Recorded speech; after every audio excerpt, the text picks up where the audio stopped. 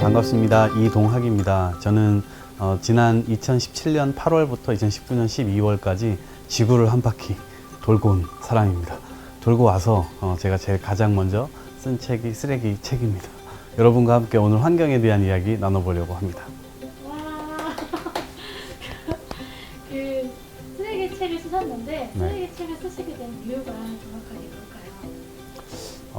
지구를 돈 이유 자체가 처음에는 저는 대한민국의 고령화 문제, 이것이 가장 심각하다고 생각했고, 그 문제를 다른 나라가 겪었을 때 이것을 어떻게 대안을 마련했고, 혹은 대안을 마련하지 못해서 어떤 파국을 맞았는지, 다른 나라의 사례들이 좀 궁금해가지고 지구를 한 바퀴 여행해야 되겠다 생각을 했고요.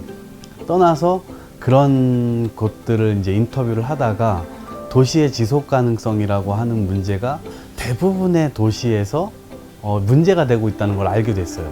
그 문제 중에 지구 전체로 보니까 가장 심각하게 문제시 되고 있던 것이 바로 환경 문제였고, 그 환경에 우리 일상에서 매일 만들어내고 있는 이 구조에 딱 들어와 있는 게 쓰레기였던 거예요. 그래서 지구 전체에서 심각한 문제가 쓰레기 문제라고 생각을 하게 됐고, 돌아와서 고령화 책이 아니라 쓰레기 책을 먼저 쓰게 됐습니다. 네. 네. 상당히 어려운 질문을 해주셨네요. 일단 생각이 좀 많이 났던 나라는 이제 아프리카 나라예요. 아프리카 나라는 두 가지 종류가 극단적으로 있었던 것 같아요. 하나는 깨끗한 나라로는 전 르완다라고 하는 나라가 기억에 남고, 또 한 가지는 이제 케냐가 기억에 남아요. 그래서 케냐를 갔던 이유는 거기에 세계 3대 빈민가라고 하는 곳이 있어요. 그래서 이제 거기를 이제 제가 갔는데, 상하수도의 어떤 도시 인프라 이런 것들이 설치되어 있지 않고, 사람들이 쓰고 버리는 오물들이 그대로 길거리에 나와 있고, 이제 그 상황에서 쓰레기도 버려져 있고, 그 더미를 염소가 먹고 있고, 네, 그래서 이게 동물과 사람의 좋게 보면 공존 형태인데 아주 원시적인 공존 형태여서 제가 좀 충격을 많이 받았어요. 그런데 이제 한편으로 이제 그 바로 옆에 나라인 르완다에 가니까 르완다는 너무 깨끗하더라고요, 도시 자체가. 그래서 왜 그렇게 깨끗한가 이렇게 봤더니 아예 이제 아프리카 나라답지 않게 환경에 대한 부분을 헌법에다가 다시 넣어놓고 그것을 강력하게 집행을 하고 있었어요. 근데 다른 나라들도 역시 환경에 대한 헌법적 가치라든가 뭐 문장이라든가 이런 것들이 다 들어가 있지만 실제에 있어서는 집행되지 않고 있는 점이 가장 큰 차이점이죠. 그래서 실제로는 아마 조금 이 문제를 보시다 보면 케냐가 2017년도부터 아주 강력하게 비닐봉지 제어하는, 그러니까 비닐봉지를 사용하지 못하도록 하는 정책을 하고 있는데, 사용하게 되면 벌금이 4천만 원입니다. 네, 옆에 나라 우간다로 넘어가 볼까요? 우간다도 비닐봉지 금지 국가라고 이제 정해져 있어요. 여러분들 인터넷 쳐보시면 비닐봉지 금지 국가 해가지고 7, 80개국이 나와요. 우리나라는 그 중에 우리나라도 하나인데, 우리나라는 유료 국가예요, 유료. 20원씩. 근데 이제 우간다라고 하는 나라도 금지인데, 실제로 보니까 제가 이제 배고파가서 바나나를 사 먹거든요. 바나나가 아프리카에서도 굉장히 쌉니다. 그래서 바나나를 사 먹는데 이 하나에 한 50원 정도 해요. 그러니까 10개 정도 이렇게 달려 있으면은 그거를 굉장히 저렴한 우리나라 돈 1,000원 정도의 가격으로 사 먹을 수 있는 거죠. 그런데 그 바나나 이렇게 머리에 어떤 아주머니라고 해야 될까, 어쨌든 20대 정도였는데, 예, 제가 나이를 정확하게 가늠할 수는 없지만 어떤 젊은 여성이 에다가 바나나를 엄청 담아가지고 이걸 머리에 이고 이제 장사를 다니는 거예요, 우간다에서. 그래서 제가 이제 불러 세워가지고 바나나 한 송이를 달라 해가지고 이제 이 한 송이를 했는데, 주변을 둘러보더니 비닐봉지에 싹 꺼내가지고 비닐봉지에 탁 담아주는 거예요. 그러니까 걸리면 아마 벌금을 받나 봐요. 그런데 그렇게 몰래 사용을 다 하고 있더라고요. 그래서 어쨌든 오늘날 가장 심각한 이 비닐봉지 플라스틱 문제를 일으키고 있는 곳이 아프리카인데, 의외로 르완다의 모습을 보았고, 의외로 금지를 하고 있지만 또다시 의외로 다 사용하고 있는 그런 모습들까지 제가 확인을 했습니다. 그래서 그런 나라들이 좀 기억에 남고, 좀 잘했던 나라들은 대만이나 일본, 아니면 독일의 일부 도시, 스위스, 약간 우리가 이제 선진국이라고 말하는 그런 나라들, 그래서 좀 기억에 남았고, 특히 덴마크에 있는 이를테면 이제 재활용 정류장이라고 해야 될까요? 이거는 우리나라로 따지면 고물상 같은 곳이에요. 그런데 버스 정류장처럼 정말 쓰레기 이 정류장을 너무 버스 정류장처럼 잘 꾸며놓고 분리수거를 너무 완벽하게 할 수 있게 다 꾸며놨어요. 그래서 너무나 큰 이 공간에다가 그걸 해놨고 그 한켠에 뭐가 있냐면 컨테이너 2대가 딱 있어요. 그 컨테이너 2대가 뭐냐면 사람들이 월요일부터 토요일까지 자신이 쓰지 않는 물건, 자신이 이제 더 이상 쓰지 않을 거라고 생각하는 그런 물건들을 거기다 기부하는 거예요. 그러면 일요일 날 12시부터 3시까지 사람들이 줄을 서더라고요. 네, 그래서 한 5분, 한 10명씩 이렇게 들어가요. 12시부터 딱 오픈이 되거든요. 그러니까 제가 10시 반쯤 가니까 벌써 줄이 한 100m 서 있었어요. 그러니까 굉장히 사람들이 많이 이제 이것이 활성화되어 있는 거죠. 그래서 매주 300명 이상씩 온대요. 그래서 와가지고 누구나 자기가 가져가고 싶은 물건 그냥 가져가는 거예요.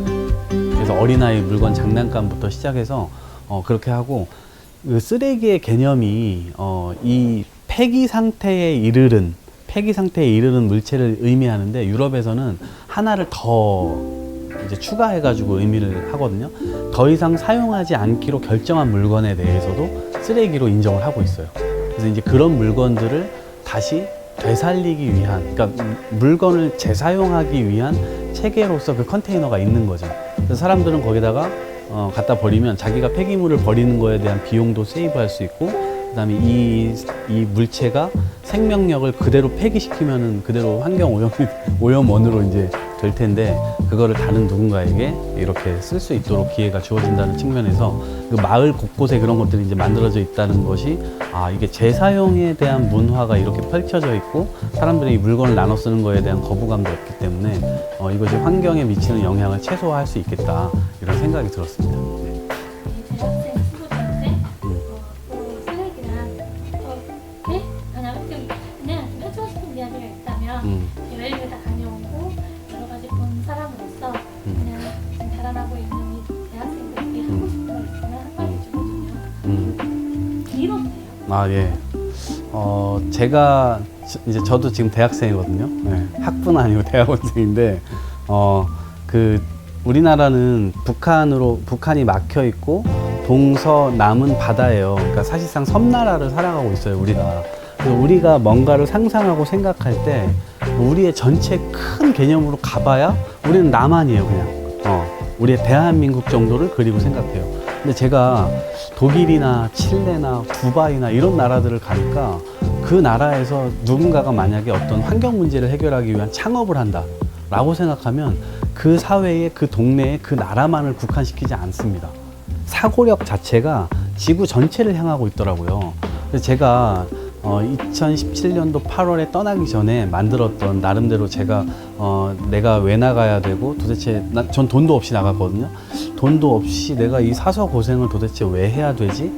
그래서 태어났으니까 해야지. 근데 이것들은 막 고민하다 보니까 이제 600년 전에 고려 말이 있었잖아요. 고려가 망하면서 조선이 세워졌는데 그 조선의 개국공신 중에 한 명이 정도전이잖아요. 그 정도전이 16살 때 스승 이색으로부터 이런 조언을 받습니다. 어떤 조언을 받냐면 정몽주라는 인물은 책으로 공부하는 게 어울리는 사람이다. 근데 너는 정도전 너는 몸으로 공부하는 게 어울릴 것 같다.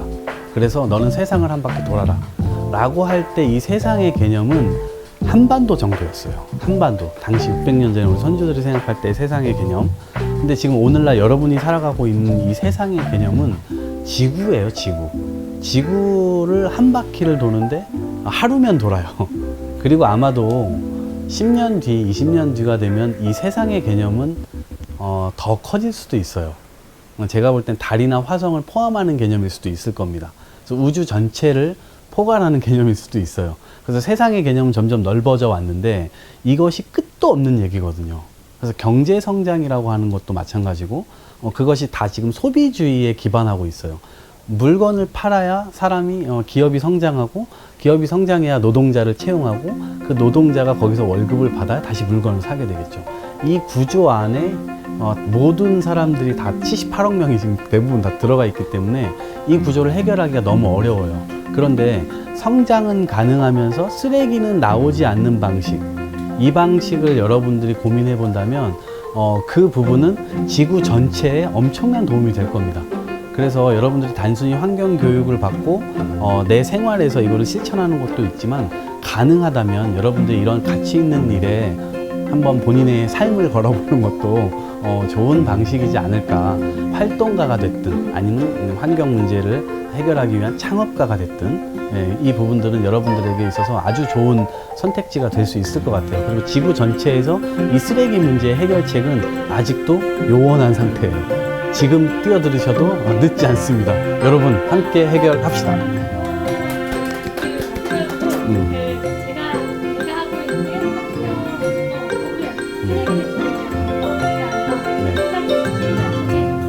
네, 개인이 할 수 있는 건 두 가지인 것 같아요. 하나는 분리수거를 최대한 열심히 하는 겁니다.